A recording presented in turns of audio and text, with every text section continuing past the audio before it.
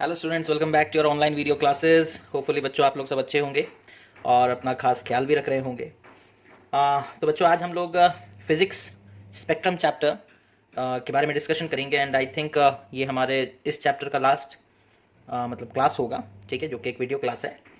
Okay, तो बच्चों हमारा डिस्कशन जो है वो इलेक्ट्रोमैग्नेटिक स्पेक्ट्रम तक पहुंचा था, जहां हम लोगों ने gamma rays, X rays, ultraviolet, visible, infrared, microwaves, radio waves, इन सब के वेवलेंथ और फ्रीक्वेंसी के हिसाब से डिस्कशन किया था। उनका पार्टीशन करके हम लोगों ने देखा था, ग्रुपिंग किया था, ठीक है, कि इतने से इतना वेवलेंथ तो ये वाला मतलब रेडिएशन है, और अगर इतने से इतना वेवलेंथ है तो रेडिएशन का नाम क्या है वो हम लोगों ने देखा था। फिर उसके बाद हम लोगों ने ये भी देखा था कि अलग अलग मतलब रेडिएशंस के सोर्स क्या हैं, कहाँ से हमें गामा रेज मिल सकता है, कहाँ से हमें एक्स रेज मिल सकता है, अल्ट्रावायलेट का सोर्स क्या है, इन सारी चीज़ों के बारे में हम लोगों ने डिस्कशन किया था, ठीक है।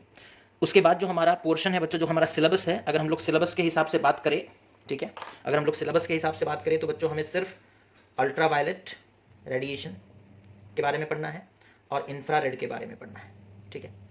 इनके प्रॉपर्टीज़, यूजेस, है ना, हार्मफुल इफेक्ट्स, ये सब हम लोगों को पढ़ने हैं। बट बाकी सारे जो रेज हैं, बाकी सारे जो मतलब रेडिएशंस हैं, उनके बारे में हम लोगों को पोर्शन में तो नहीं है, बट हम लोग बहुत ही शॉर्ट आकार में उस चीज़ को समझने का कोशिश करेंगे, ठीक है। और मेनली लेकिन हमारा फोकस अल्ट्रावायलेट और इंफ्रारेड पर रहेगा, ठीक है। पढ़ेंगे हम लोग लगभग सारे चीज़ों के बारे में, थोड़ा बाकी सब के बारे में थोड़ा थोड़ा डिस्कशन करेंगे, अल्ट्रावायलेट और इंफ्रारेड के बारे में अच्छे से डिस्कशन करेंगे, ठीक है बच्चों। तो आज का वीडियो हम लोग स्टार्ट करते हैं। Okay, starting from that is the radiation having the shortest wavelength. Okay, हम लोग इंक्रीजिंग ऑर्डर ऑफ वेवलेंथ के हिसाब से पढ़ेंगे। सबसे पहले गामा रेज, सबसे पहले बच्चों हम लोग पढ़ेंगे किसके बारे में, गामा रेज, ठीक है। तो बच्चों गामा रेज क्या है ना, इनका wavelength, they have their wavelength is minimum, their wavelength is minimum. Okay, that is इनका रेंज क्या होता है बच्चों वेवलेंथ का, that is we can say less than 0.01 nanometre. Okay, less than 0.01 nanometre, और we can say less than 0.1 angstrom. Okay, तो ये इनका वेवलेंथ होता है। बट बच्चों जिसका वेवलेंथ सबसे कम होता है उसका फ्रीक्वेंसी सबसे ज़्यादा होता है। They have the highest frequency, they have the maximum, they have the maximum frequency. Okay, जितना भी इलेक्ट्रोमैग्नेटिक स्पेक्ट्रम में रेडिएशन है, सबसे ज़्यादा फ्रीक्वेंसी किसका होता है, they have the maximum frequency. Okay, यानी कि काफ़ी फास्ट मूविंग वेव्स होते हैं ये, ठीक है, मैक्सिमम फ्रीक्वेंसी वाले। ओके, अच्छा, उसके बाद ये तो हो गया बच्चों उनके वेवलेंथ और फ्रीक्वेंसी के बारे में बात। अगर फ्रीक्वेंसी, एक चीज़ ये भी याद रखो कि जिसका फ्रीक्वेंसी जितना ज़्यादा उसका एनर्जी उतना ज़्यादा, that is why we can say that these are the most energetic waves, these are the most energetic waves. Okay, these are the most energetic waves. Okay, तो जिनका फ्रीक्वेंसी जितना ज़्यादा होगा बच्चों, उनका एनर्जी भी उतना ही ज़्यादा होगा, ठीक है, इस चीज़ को ध्यान में रखोगे, ठीक है। तो और उनके बाद इनका सोर्स क्या है, गामा रेज का सोर्स क्या है, कहाँ से मिलता है हमें, ठीक है, इसके बारे में हम लोग लास्ट क्लास में डिस्कशन किए थे बच्चों, है ना। That is they are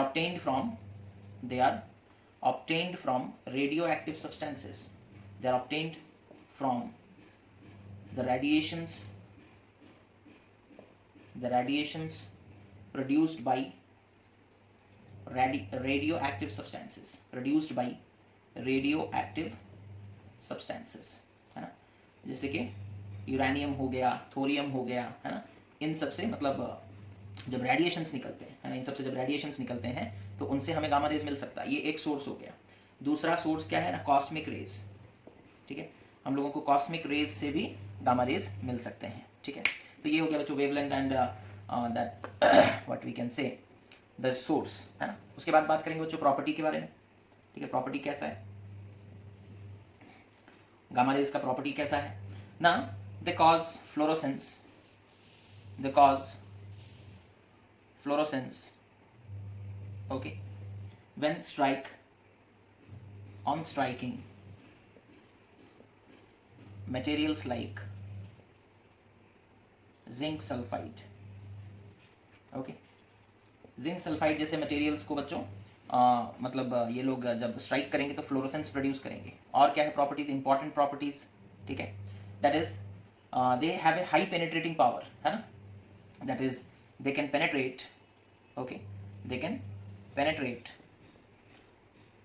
through a thick metallic sheet, okay, through a thick metallic sheet,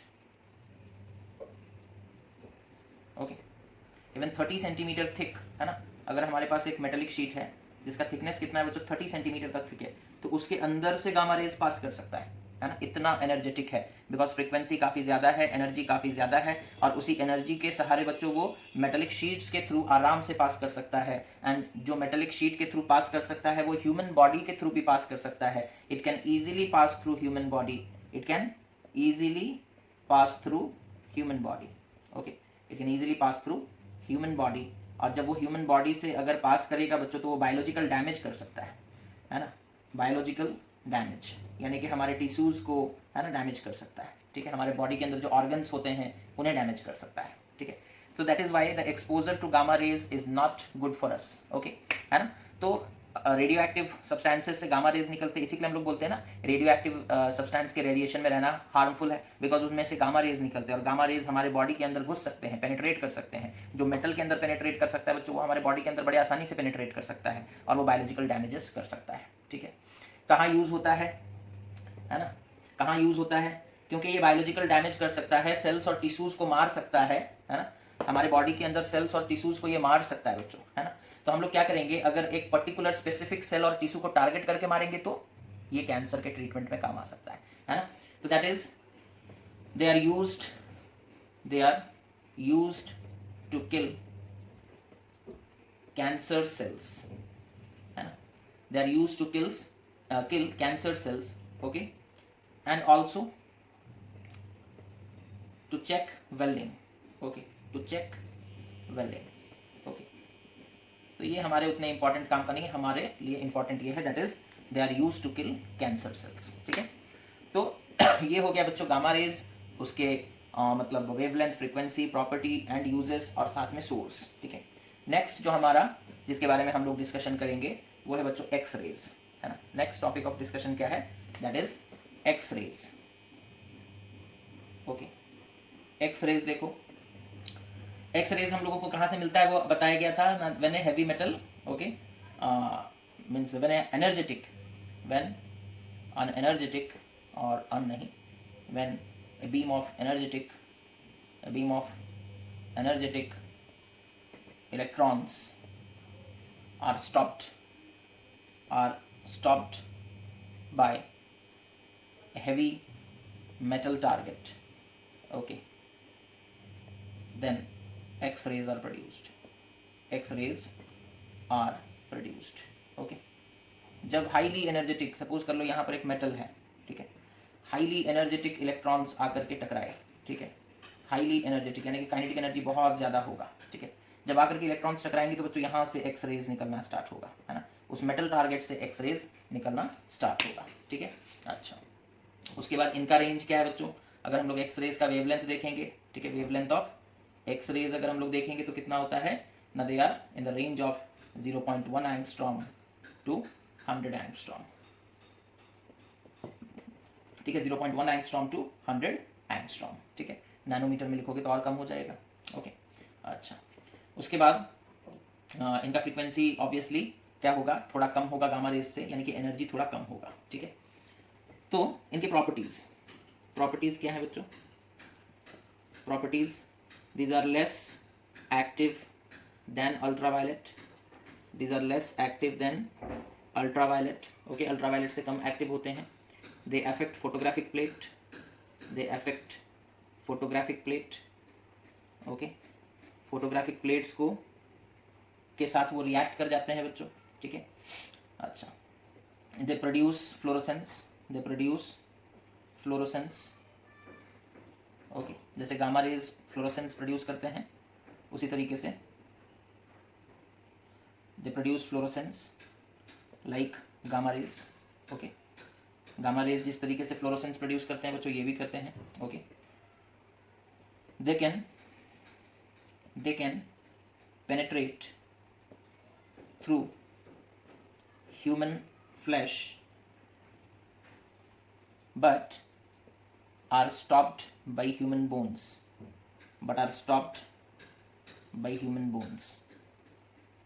okay। इसी के लिए देखते हो एक्सरे करवाने जब जाते हैं तो हमें बोन का इमेज दिख जाता है, बिकॉज बोन के थ्रू वो पास नहीं कर सकते। ओके, बोन के थ्रू वो पास नहीं कर सकते, उससे टकराने के बाद वो रिफ्लेक्ट कर सकते हैं, है ना, और क्या कहते हैं उसे, स्कैटर हो सकते हैं, लेकिन पास नहीं कर सकते। ठीक है, अगर रिफ्लेक्ट करेंगे बच्चों तो एक इमेज फॉर्मेशन होगा। ठीक है, so x rays are used for obtaining the images of our bones. Okay, तो वो ह्यूमन फ्लैश के थ्रू तो पास कर सकते हैं, बट बोन्स के थ्रू पास नहीं कर सकते। ठीक है, यूज कहाँ किया जाता है एक्सरे? एक्सरे मेडिकल इंडस्ट्री में यूज किया जाता है बच्चों, बहुत ज़्यादा, है ना। That is they are used in detection of they are used in detection of fractured bones, fracture in bones, okay, और टिथ एक्सेट्रा। ठीक है, हड्डी टूट गया है या दांत में कुछ प्रॉब्लम है, एक्सरे करके हम लोग निकाल सकते हैं। ठीक है, and also for diagnosis and also for diagnostic purposes, also for diagnostic purposes, जैसे कि हो गया बच्चों दैट इज स्कैनिंग वगैरह के लिए, है ना, that is CAT scan in medical industry, CAT scan in medical science. Okay, तो बच्चों ये उसके कॉमन यूजेस हैं। ओके, अच्छा, उसके बाद हम लोग पढ़ेंगे बच्चों नेक्स्ट, जो कि इंपॉर्टेंट है हमारे लिए, है ना। इससे जितने क्वेश्चंस पूछे जाते हैं एक्सरेज वगैरह से बाई चांस, है ना, क्योंकि हम लोग कल जो डिटेक्शन सोर्स ये सब पढ़े थे वो सब हमारे पोर्शन में है ना, तो एक्सरेज का सोर्स क्या है वो हमें जानना है, एक्सरेज को कैसे डिटेक्ट करते हैं वो हमें जानना है। सिर्फ एक दो चीज़ एक्स्ट्रा बताया जा रहा है, दैट इज प्रॉपर्टीज, है ना, एंड यूजेस। ठीक है, तो याद रख लोगे बेटर है। Okay, ultraviolet. Okay, next is ultraviolet. ठीक है, ये हमारे पोर्शन का हिस्सा है बच्चों, अल्ट्रावायलेट रेडिएशंस, है ना, अल्ट्रावायलेट रेडिएशंस। ओके, तो इसे देखो हम लोग किस तरीके से, मतलब पहले तो इसका वेवलेंथ वगैरह देख लेते हैं, है ना।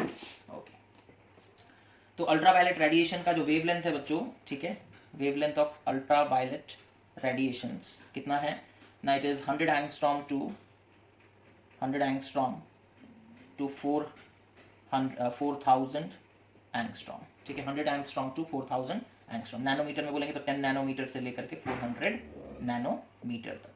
ठीक है, तो दोनों में ही याद रख लो। ठीक है, अच्छा, उसके बाद it was first detected by home ना, डिटेक्टेड बाई साइंटिस्ट कौन है? ठीक है, that is the discoverer. Who is the discoverer? That is professor J Ritter. Okay, तो इनका नाम याद रखना जरूरी है। Okay, professor J Ritter. Okay, कैसे डिटेक्ट किया जाएगा बच्चों ना, अगर सपोज कर लो हमारे पास मान लो इस तरीके से हम लोग एक प्रिज्म लेते हैं। ठीक है, सपोज इस तरीके से हमने एक प्रिज्म लिया। ओके, और सपोज इसके ऊपर सनलाइट इधर से इंसिडेंट कर दिया। ठीक है, डायग्राम हम थोड़ा सा टेढ़ा बना रहे हैं, मतलब टर्न करके बना रहे हैं, बिकॉज हमें यहाँ पर कुछ लेना है। ओके, अब यहाँ देखो, यहाँ पर हमारा बच्चों स्पेक्ट्रम बनेगा। व्हाइट लाइट, हमने सनलाइट लिया है, sunlight is a source of ultraviolet rays, आपको पता होना चाहिए। ठीक है, तो यहाँ से बच्चों रिफ्रैक्शन होगा और साथ ही साथ डिस्पर्सन भी होगा, है ना, डिस्पर्सन होगा और रिफ्रैक्शन भी होगा। ठीक है, इस तरीके से सपोज कर लो रिफ्रैक्शन और डिस्पर्सन हुआ। ठीक है, अब यहाँ देखो सपोज ये रेड हो गया एंड ये वायलेट हो गया। Okay, this is violet, this is red, हम लोग पढ़ रहे हैं अल्ट्रा वायलेट, है ना। यहाँ पर बच्चों हम लोग क्या करेंगे ना, यहाँ पर सपोज कर लो हम लोग सिल्वर क्लोराइड का सोल्यूशन लिए। ठीक है, हम लोग यहाँ पर स्क्रीन नहीं ले रहे हैं, हम लोग यहाँ पर क्या ले रहे हैं, सिल्वर क्लोराइड सोल्यूशन। ठीक है, सिल्वर क्लोराइड का सोल्यूशन ले रहे हैं।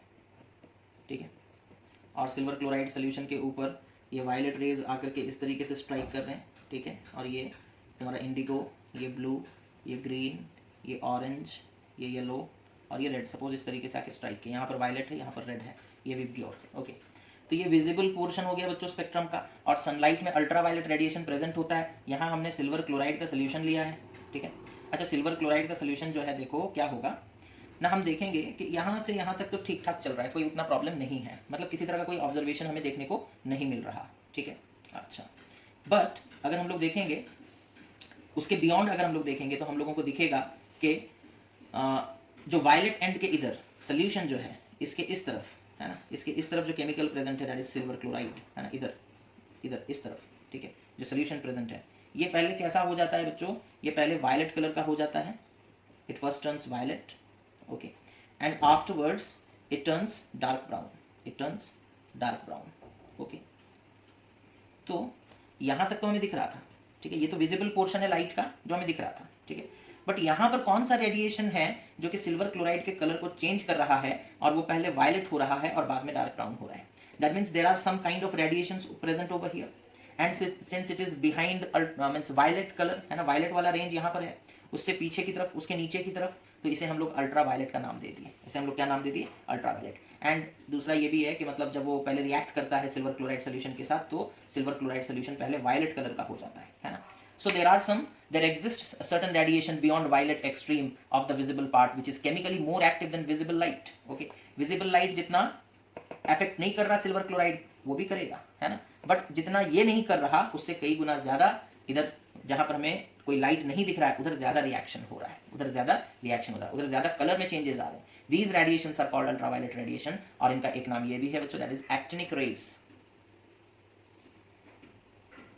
एक्टिनिक रेज, तो इसका दूसरा नाम है, उतना इंपॉर्टेंट नहीं, फिर भी याद रख लोगे तो चलेगा। ओके, हाँ, तो ये हो गया बच्चों अल्ट्रावायलेट का कहानी। उसके बाद इसे हम लोग डिटेक्ट कैसे कर सकते हैं? इसको हम लोग डिटेक्ट कैसे कर सकते हैं बच्चों? The ultraviolet radiations, the ultraviolet radiations okay can be detected by there, can be detected by there chemical activity, है ना। केमिकली वो काफ़ी ज़्यादा एक्टिव होते हैं, केमिकल एक्टिविटी, है ना, और ख़ास करके उन केमिकल्स के ऊपर उनका एक्टिविटी देखने को मिलता है जो कि फोटोकेमिकल सब्सटेंसेस होते हैं, मतलब जिनके ऊपर लाइट गिरने से वो रिएक्ट करते हैं, ठीक है। अच्छा, और एक इंपॉर्टेंट चीज़ जो हम लोगों से पूछा जाता है, ठीक है, द स्पेक्ट्रम, हम लोगों को अगर अल्ट्रावायलेट, यहाँ तो दिख नहीं रहा ना, ठीक है, हम लोगों को बस दिख रहा है कि कुछ ना कुछ कलर चेंज हो रहा है, लेकिन अल्ट्रावायलेट हम लोगों को दिख रहा है क्या? नहीं दिख रहा है, ठीक है। तो अल्ट्रावायलेट का अगर स्पेक्ट्रम ऑब्टेन करना हो, ठीक है, अगर हम लोगों को अल्ट्रावायलेट का स्पेक्ट्रम ऑब्टेन करना हो, ठीक है, तो इस चीज़ को मिटाते हैं बच्चों।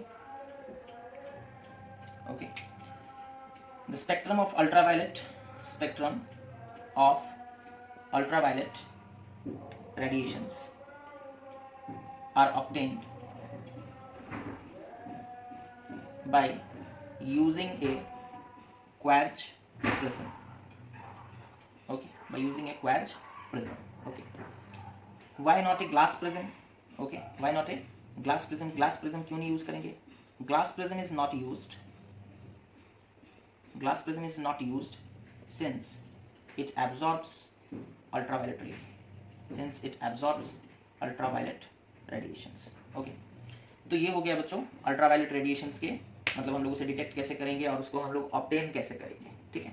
उसके बाद बात करते हैं सोर्सेज, है ना, sources of UVR, that is ultraviolet radiation. कहाँ से मिल सकता है हमें ultraviolet radiation? That is electric arc, ठीक है, इलेक्ट्रिक आर्क से मिल सकता है, स्पार्क से मिल सकता है, electric spark, it also produces what? Ultraviolet radiation. और कहाँ से मिल सकता है बच्चों? Mercury vapour lamp, okay, mercury vapour lamp, okay, mercury vapour lamps, ठीक है। एंड हम लोगों को पता है कि जो विजिबल लाइट है, दैट इज सनलाइट जो है ना, उसमें भी अल्ट्रावायलेट रेडिएशंस उसके साथ भी प्रेजेंट होते हैं, ठीक है, उसके साथ भी प्रेजेंट होते हैं, ठीक है। बट सनलाइट से आने वाला अल्ट्रावायलेट रेडिएशंस, ठीक है, हमारे अपर एटमोसफियर में, हमारे अपर एटमोसफियर में, ठीक है, मैक्सिमम अमाउंट में एब्जॉर्ब हो जाता है, ठीक है, मैक्सिमम अमाउंट में एब्जॉर्ब हो जाता है। कौन करता है एब्जॉर्ब? ना ओजोन लेयर, है ना, ओजोन लेयर, ठीक है। तो सनलाइट से आने वाला अल्ट्रावायलेट रेडिएशन हमारे अपर एटमोसफियर में मैक्सिमम अमाउंट में एब्जॉर्ब हो जाता है, और करता कौन है? ओजोन लेयर, ठीक है। एंड इसी वजह से हम लोग मतलब कह सकते हैं कि ओजोन लेयर हमें प्रोटेक्ट करता है from the harmful effects of ultraviolet radiation. Ultraviolet radiation के हार्मफुल इफेक्ट्स हो सकते हैं बच्चों, और ओजोन लेयर हमें प्रोटेक्ट करता है उससे, है ना। Finally properties of ultraviolet radiation हम लोग देखेंगे बच्चों, that is what are the properties of ultraviolet radiations, okay, उसके बारे में बात करते हैं। Okay, properties of ultraviolet radiation, okay, properties of ultraviolet radiation, है ना। अगर हमसे कोई पूछेगा कि स्पीड कितना है, तो 3 × 10⁸ मीटर पर सेकेंड, ओके। तो कॉमन प्रॉपर्टीज आप लोगों को याद होगा, है ना, हम लोगों ने डिस्कशन किया था, the properties common to all electromagnetic radiations, okay. अच्छा, प्रॉपर्टीज में that is ultraviolet radiations okay, can pass through quads, okay, but they are absorbed by glass, okay. That is why in order to obtain what we can say ultraviolet spectrum we use quartz prism and not glass prism, ठीक है। तो ये हम लोग already discussion किए थे। दूसरा point क्या है, that is the travel with speed of 3 × 10⁸ metre per second. जितने भी इलेक्ट्रोमैग्नेटिक रेडिएशन से बच्चों सब इसी स्पीड में ट्रैवल करते हैं, ठीक है। वेयर इन एयर और वैक्यूम, है ना, एयर और वैक्यूम में उनका स्पीड इतना रहता है। उसके बाद they are usually scattered, okay, by the dust particles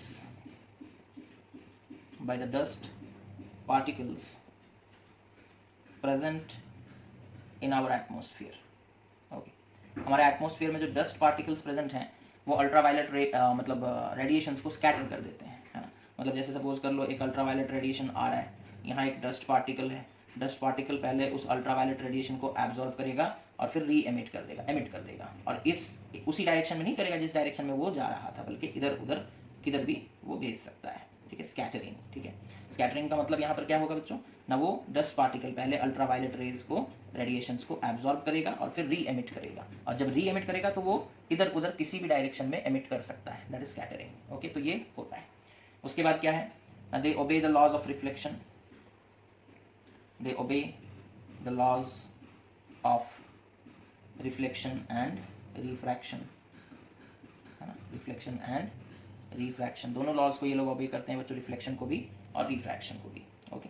उसके बाद they strongly affect the photographic plates, है ना। अभी हम लोग देखे थे सिल्वर क्लोराइड के साथ वो काफ़ी अच्छे तरीके से रिएक्ट कर रहा था, विजिबल लाइट से काफ़ी ज़्यादा।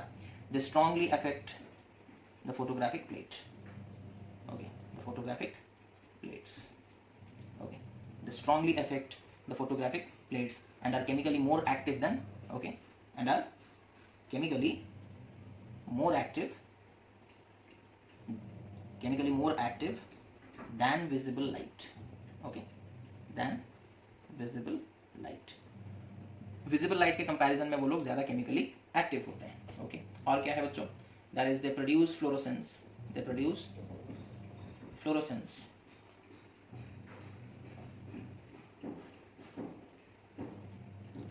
on striking zinc sulfide screen, है ना। जब जिंक सल्फाइड स्क्रीन से स्ट्राइक करेंगे बच्चों तो ये लोग क्या करेंगे ना, दैट इज एक फ्लोरोसेंस प्रोड्यूस करेंगे, यानी कि एक ग्लो प्रोड्यूस करेंगे। उसके बाद what are the harmful effect of ultraviolet radiation, है ना। What are the harmful effect क्या है ना, long exposure to ultraviolet radiations can cause skin cancer, okay, तो स्किन कैंसर हो सकता है बच्चों अगर लंबे समय तक अल्ट्रावायलेट रेडिएशंस में हम लोग रहे तो, ठीक है। उसके बाद usages, what are the usages of ultraviolet radiations, what are the usages of ultraviolet radiations, ठीक है। What are the usages of ultraviolet radiation, okay, that is for sterilising purposes, okay, it is used for sterilizing purpose, okay। again they are used for detecting, ये सब याद रखने वाला चीज़ है बच्चों, for detecting, okay, just a second,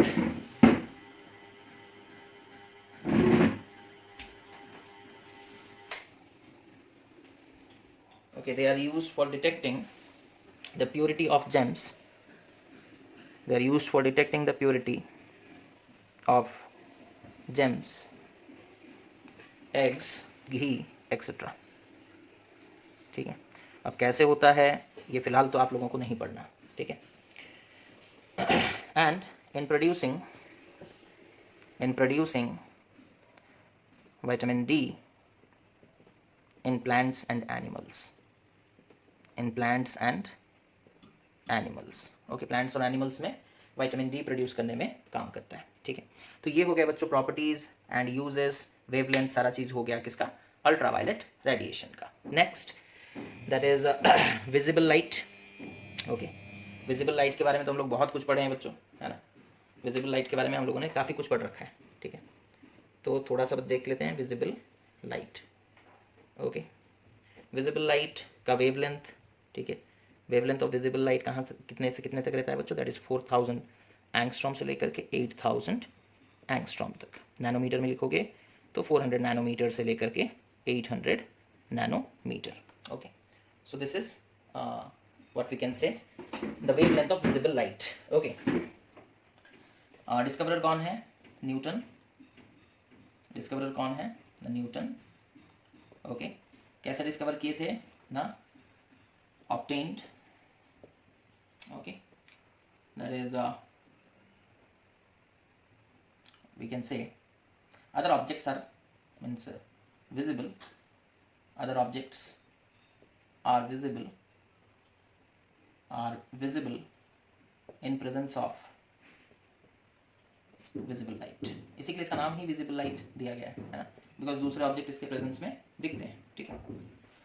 अच्छा, उसके बाद न्यूटन ने जो स्पेक्ट्रम ऑब्टेन कैसे किया था? The spectrum of visible light, the spectrum of visible light was obtained by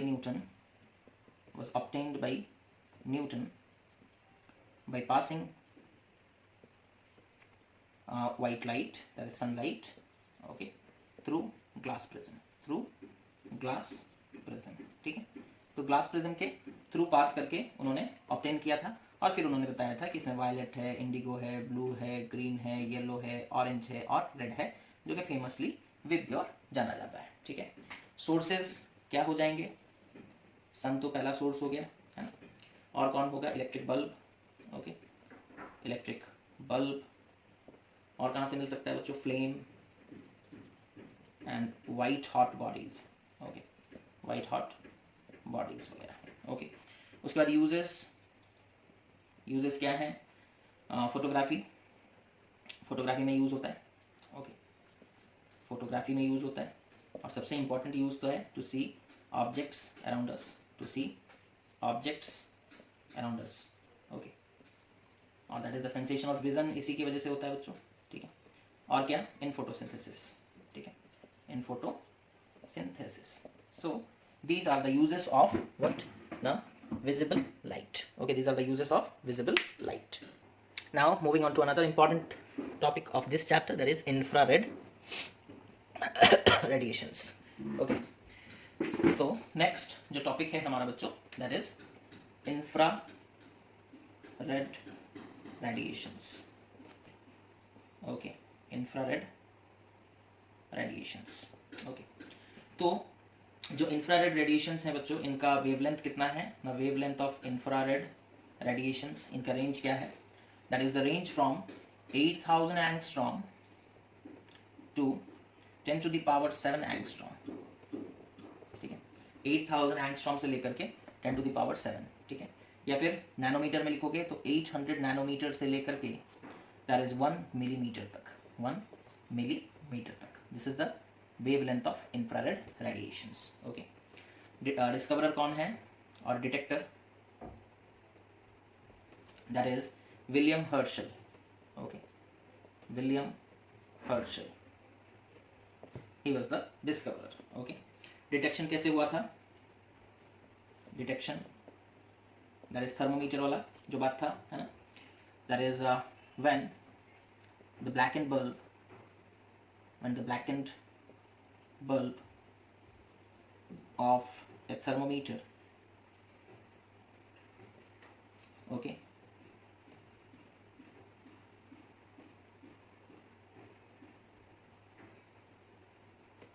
so when a blackened bulb of a thermometer is moved from violet to red end of the spectrum, okay, violet to red end of the spectrum, we see a small rise in temperature.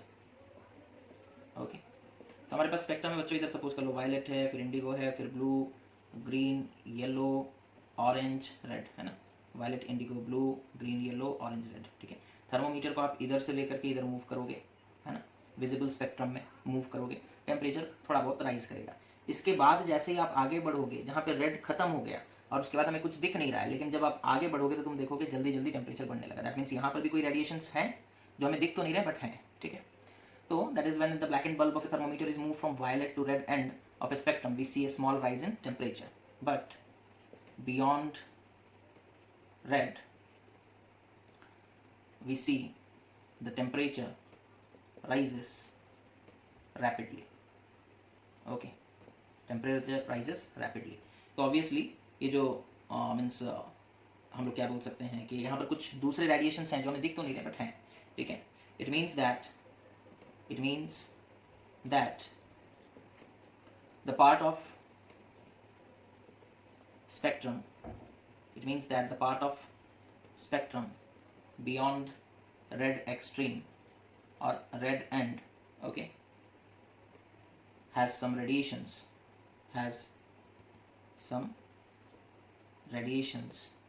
okay, with greater heating effect,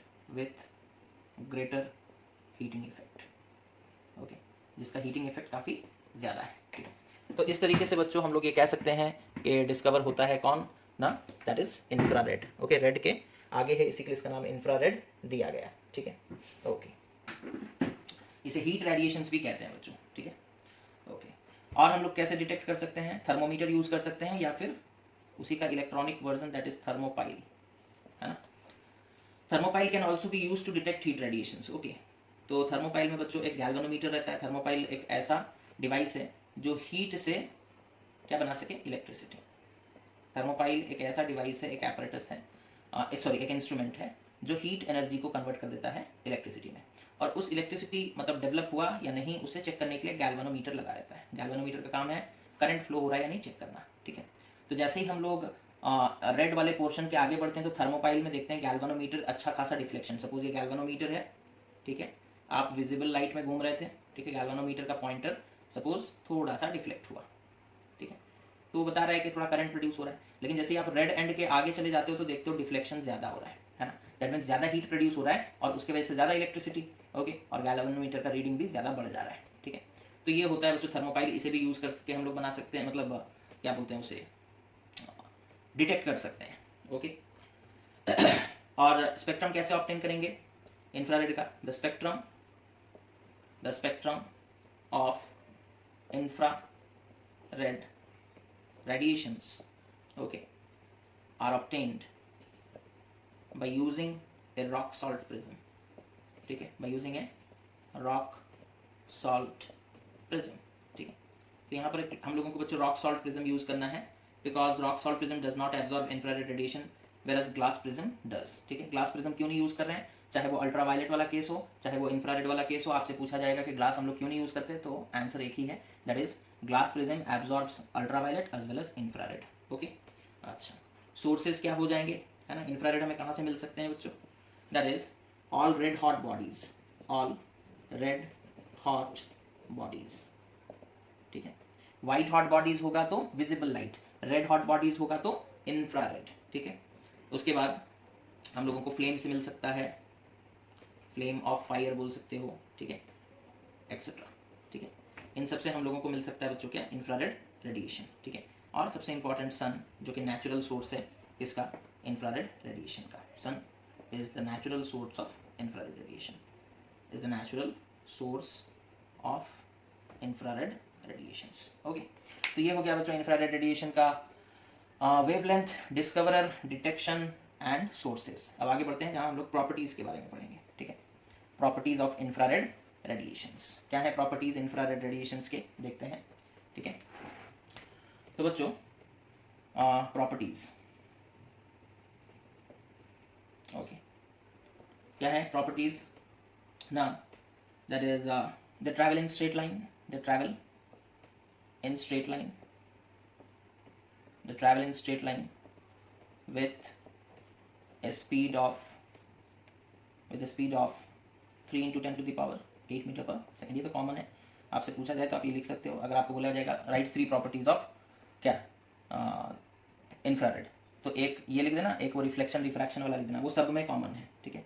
they obey the laws of reflection and refraction, reflection and refraction, okay. उसके बाद क्या बच्चों, okay उसके बाद और वो क्या बोल रहा है, they do not affect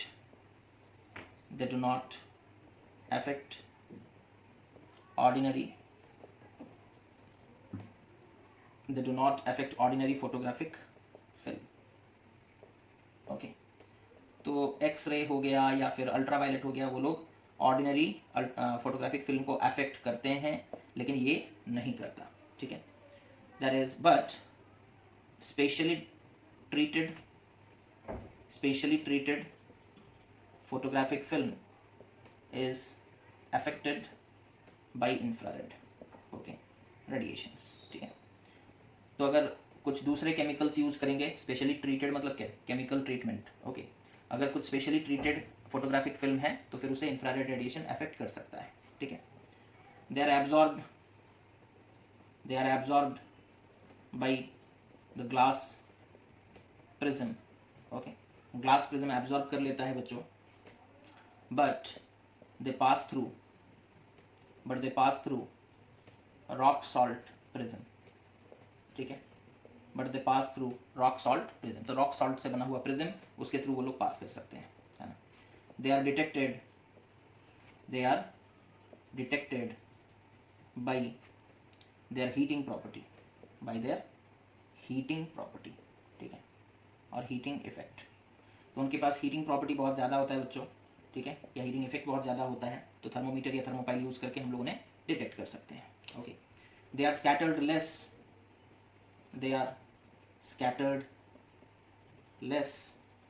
bye atmosphere, okay, they are scattered less by atmosphere, ठीक है।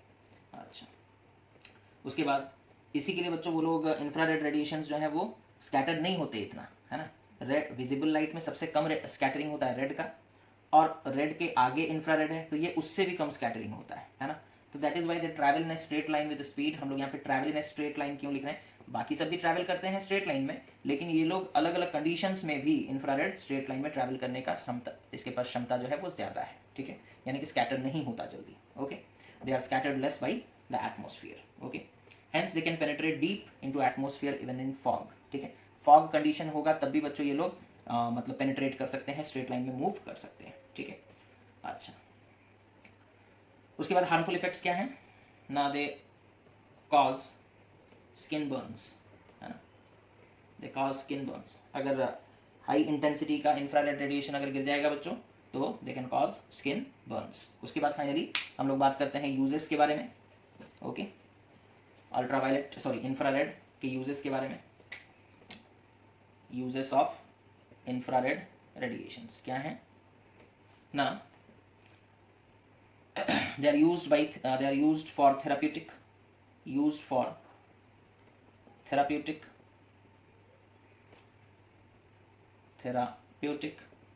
purposes by doctors, okay.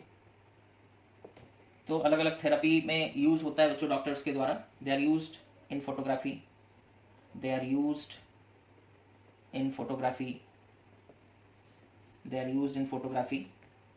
Eight night, है ना, एट नाइट या फिर इन मिस्ट एंड फॉग, ठीक है, in mist and fog. Reason क्या होगा, because they are not scattered, okay, and they can penetrate appreciably through it. उसके बाद तीसरा यूज क्या है बच्चों, infrared lamps are used in dark rooms. Infrared lamps are used in dark rooms for developing photographs, okay, as they provide some visibility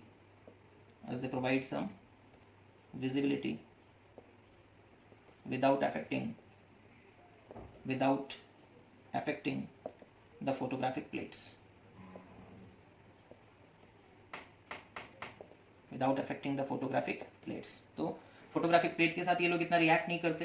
तो infrared lamps हम लोग use करते हैं डार्क रूम्स, जहाँ पर मतलब फोटोग्राफ्स वगैरह डेवलप किए जाते थे पहले ज़माने में। आजकल तो सारा चीज़ डिजिटल होता है, बट पहले ज़माने में जो फोटोग्राफ्स डेवलप होते थे बच्चों, वो एक नेगेटिव से उसे फिर कन्वर्ट किया जाता था, है ना। तो वो सारा काम एक डार्क रूम में हुआ करता था, है ना। वो सारा काम एक डार्क रूम में हुआ करता था, और वहाँ पर बच्चों हम लोग इंफ्रारेड लैम्प्स यूज़ करते थे, ठीक है। अच्छा, नेक्स्ट क्या है बच्चों? they are used as signals, okay, during war, as they are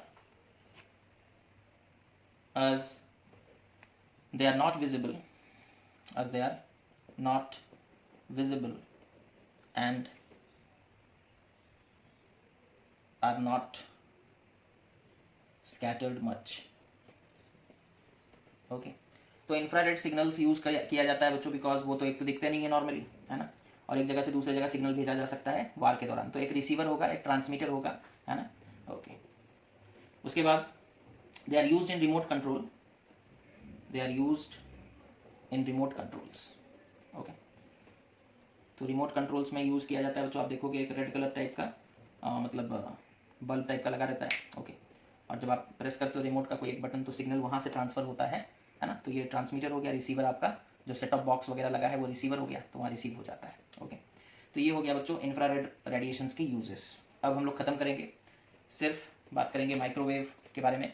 तो फटाफट देखो, माइक्रोवेव, है ना, वेवलेंथ कितना है बच्चों? Wavelength of microwave is 10⁻7 angstrom से लेकर के 10⁻11 एंगस्ट्रॉम तक है ना। नैनोमीटर में अगर बात करेंगे तो 1 मिलीमीटर से लेकर के 10 मीटर तक है, ओके।